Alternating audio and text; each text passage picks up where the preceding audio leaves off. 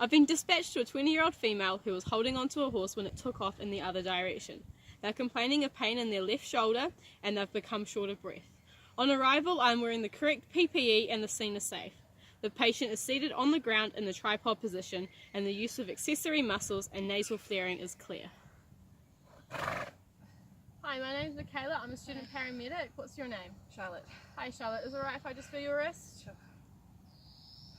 There we go. So Charlotte has a clear patent airway. Her breathing is slightly elevated at around 26 breaths per minute. Her circulation's good with a strong regular radial pulse and all her other vitals have come back within the normal ranges. Okay, so I'm going to now start with a respiratory assessment as Charlotte's breathing is too fast. I'm going to keep my questions to a yes and no answer just so she doesn't overexert herself. So Charlotte, did this shortness of breath occur after the horse had run off? Yes, okay. Do you have any respiratory conditions such as asthma? No? Alright, do you have any allergies? No. Can you point to the pain? Just up in there? Alright. Does it radiate anywhere? No. And it doesn't hurt to take a big deep breath? A little bit. Just a little bit up in there? Alrighty. Okay Charlotte, I now need to listen to your lungs. I'm just going to get you to try sit-ups just straight. It'll help open up your airway as well, okay? So I'm going to listen to the apex and the base on the front and side back of her lungs. So big deep breath in. Go. Out. Out. And out. And out. And out. And out. And out. In, out, in, out, in, out, in, out.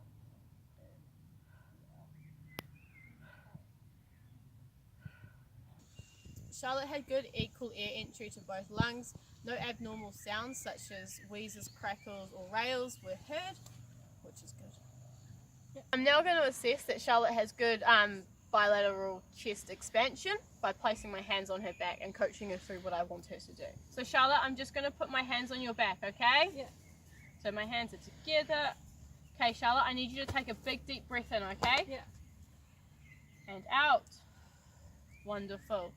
Okay, so that shows that when Charlotte took a big deep breath in, my hands moved apart equally. One didn't go that way and one didn't stay there. So that shows that she's got good bilateral chest expansion. Alrighty Charlotte, so the respiratory assessment I have performed on you has come back clear, which is a good thing, okay? I'm thinking the shortness of breath has been brought on by the anxiety of what has happened today and possibly even the pain of maybe a muscle tear in your shoulder, okay? So I now want to get your breathing to just slow down a little bit, okay? And you might start feeling a bit better from that. Okay. So I'm going to coach your breathing, so I just want you to follow what I'm doing, okay? So breathe in and out. And in, and out. As we've gone to Charlotte's breathing to a more controlled rate of 16 breaths per minute, we've moved to a more comfortable environment to assess her shoulder. Are you feeling better in this environment? Yeah, sweet as. So Charlotte, when did this pain start? Just after the accident. Just after the accident. And does anything make it worse? Don't think so. And like, what type of pain is it? What does it feel like? Like just a dull sort of ache. Okay. Yeah. And if you were to like rate the pain, like 0 being no pain at all, 10 being the worst pain you've ever felt in your life, what would it be sitting at the moment? I mean, it's not too bad now. Like a 5. About a 5? Okay. And does it radiate anywhere? No. Shoot down your arm around your back? Okay. No. But I'm wanting to do a more in-depth examination of your shoulder, if that's alright. Yeah. So I need you to let me know if the pain you're experiencing at the moment, if it gets any more intense or if it starts radiating anywhere, alright? Yeah. So is it okay if you just turn and face me? Yeah. Thank you. So I just want you to wriggle your fingers for me. Wonderful. Can you rotate your wrists? Yeah. Very good. And can you bend your elbows? Wonderful. Thank you. On inspecting the shoulder, I'm looking for any abnormalities such as deformity of the legs squaring off, any redness, swelling or discoloration. Both shoulders look symmetrical and no abnormalities can be seen. So Charlotte, I'm just wanting to have a feel of your shoulder, so palpate it. Is that alright? Yeah. Wonderful, sure. Thank you. I'll just get you to face that way a little bit more. Thank Sure. you. So with palpation, I'm feeling for any crepitus, deformity and swelling. So I'm going to start at the SC joint just in here and moving along the clavicle up to the AC joint. Up in there, and then more across to the acromion, and then down the deltoid muscle, down the sides of the deltoid muscle, sorry. Then along the trapeze, and then along the medial border of the scapula. So just along. Alrighty. Charlotte, did you feel any discomfort or more pain with me doing that? Okay, that's good. So I felt no crepitus, deformity or swelling on palpation of Charlotte's shoulder, so that's a good sign. Charlotte, the next assessment I'm wanting to do is just going to check the joint integrity and also the muscle integrity. Okay. I'm wanting you to stand up. Do you feel like you can do that? Yeah. Okay, wonderful. Thank you. Okay, so I just want you to keep your hands at the side, okay? Yeah. And I just want you to push against my hands. So that is checking adduction. That's very good. And I just want you to push against my hands again. That's the abduction. Very good. So just push my hands towards you. That's extension. Very good. And then push my hands away. That's the flexion. Very good. I just want you to have your arms like that, 90 degrees. Can you push my hands towards each other? That's good. That's internal rotation. And push away, external rotation. Very good. Did you have any pain or discomfort doing any of that? No. Wonderful. Thank you, Charlotte. You can take a seat. Thank you. So the respiratory assessment, we listened to Charlotte's lungs, the apex and the base, in between and then on the sides of both lungs, front and back. This helps to hear any abnormal sounds that there might be in different regions of the lungs.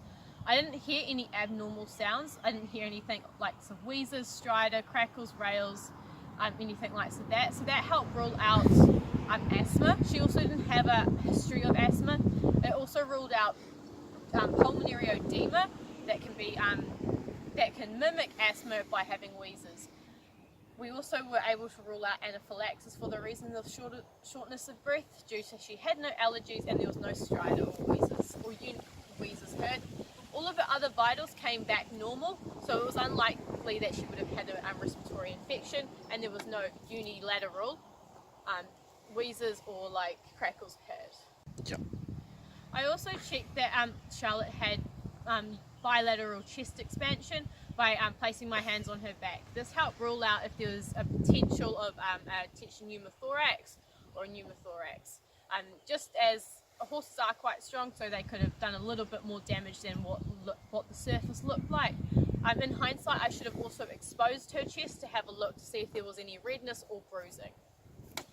Okay.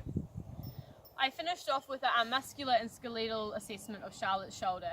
I palpated from the SC joint over the clavicle to the AC joint and then the other anatomy in the shoulder. Feeling along the muscles, so the tricep and the trapeze, she had no extra tenderness or pain, so it suggested that there was no fractures or muscle tears. However, we can't rule out that there is no break in there, so she would have to go to hospital for further examinations such as an x-ray to fully rule out a fracture.